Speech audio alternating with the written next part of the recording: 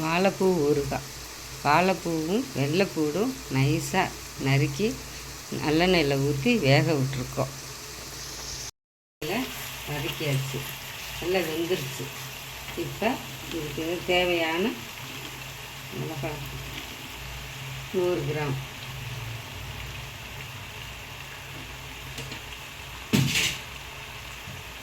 வெந்தயப்பொடி 1 spoon, ஒரு கை,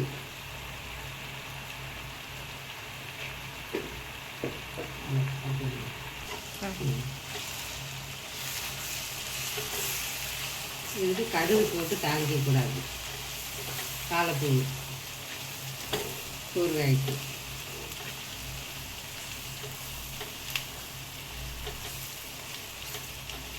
போடலாம், அது போட்டு தாளிக்கக்கூடாது.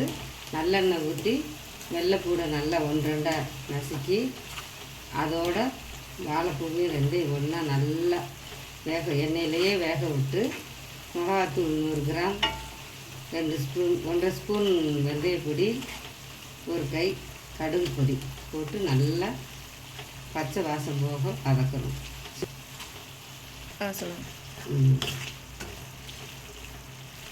இதுக்கு பச்சை வாசம் போயிடுச்சு. இப்போ இதில் புளி கரைசலை ஊற்றிக்கலாம். புளி 50 கிராம் புளி கரைசல் ஊற்றியாச்சு. இப்போ இதை நல்லா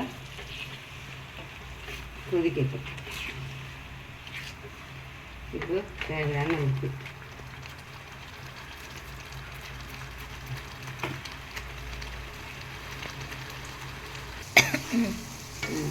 ஒரு வாழைப்பூ, 200 கிராம் வெள்ளைப்பூடு, 100 கிராம் புளி, 150 கிராம் மிளகாத்தூள்.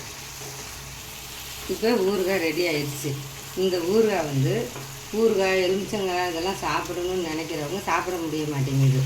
இந்த வாழைப்பூ ஊறுகாய் யார் வேணாலும் சாப்பிட்லாம். சுகருக்கு, ப்ரெஷர் உள்ளவங்களுக்கு எல்லாருமே நல்லா சாப்பிட்லாம். இட்லி, தோசை, சப்பாத்தி எல்லாத்துக்குமே வச்சு சாப்பிடலாம்.